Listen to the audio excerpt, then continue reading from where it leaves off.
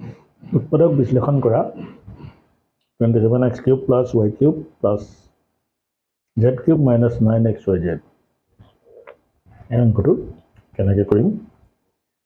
প্ৰথম কথা 3 × 3 = 9, 9 × 3 = 27 এইটো বুজি পাইছোঁ। তো এইটো মই কিউব দিব পাৰিম।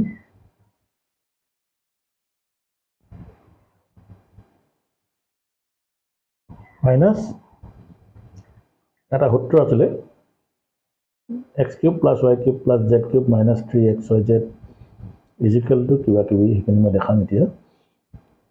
তো 3 আৰু ইয়াত কি আছিলে প্ৰথমটো 3x তাৰপিছত y তাৰপিছত z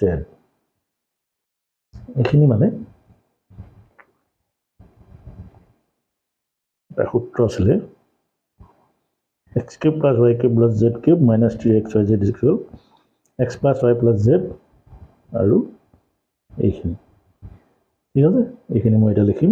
সূত্ৰটো অনুযায়ী বিচাৰি পাব লাগে তোমালোকে পৃষ্ঠা নম্বৰ 50ত পাবা তলৰ ফালে। তো ইয়াত এতিয়া প্ৰথমতে যেহেতু মোৰ ব্ৰেকেট আছে মই ছেকেণ্ড ব্ৰেকেটটো ব্যৱহাৰ কৰিছোঁ a প্লাছ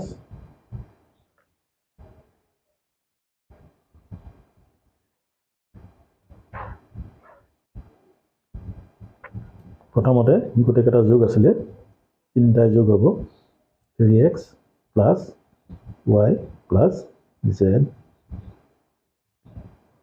তাৰপিছত স্কোৱাৰ আছিলে ইয়াত যিহেতু মোৰ দুটা ব্ৰেকেটৰ দৰকাৰ হ'ব মই ছেকেণ্ড বন্ধনী দ্বিতীয় বন্ধনী মই ব্যৱহাৰ কৰিম a² + b² +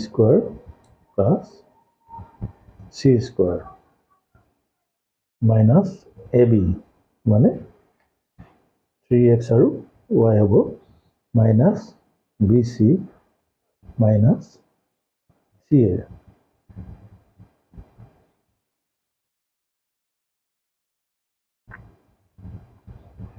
এনেকৈ হ'ব বস্তুটো।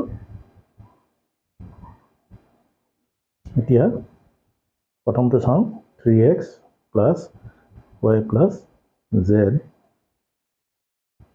এইটো চাবা 3 × 3 = 9 হ'ব 9x² + y² + z² - 3xy -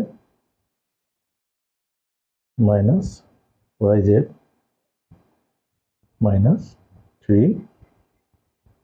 3xz এইটো হৈছে উৎপাদক নিৰ্ণয় উৎপাদক। ইমানখিনি কৰিলে উত্তৰটো হ'ব। তোমালোকৰ 13 নম্বৰ অংকটোলৈ চোৱা। এইটো খুব ইম্পৰ্টেণ্ট অংক।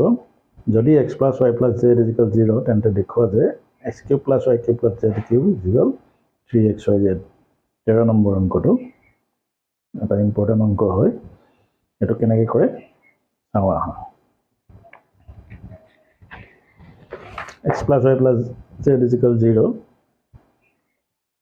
x + y মানে হ'ব +z ইফালে গ'লে -z।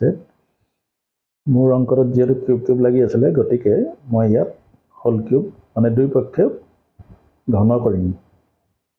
ঘন মানে কিউব দুইফালে কিউব কৰি দিছোঁ। a + b হল কিউব মানে a³ + b³ + 3ab * a + b এইটো -z কিউব কৰিলে -z³ হ'ব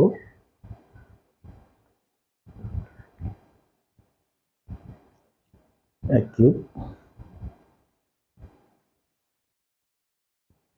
সূত্ৰটো মই a³ বুলি কৈছোঁ। ইয়াত xyz আছে। তো ইয়াত x + y ইয়াত চাবা x + y মানে কি আছিলে -z। এই জেগাটোত মই -z লিখিব পাৰিম।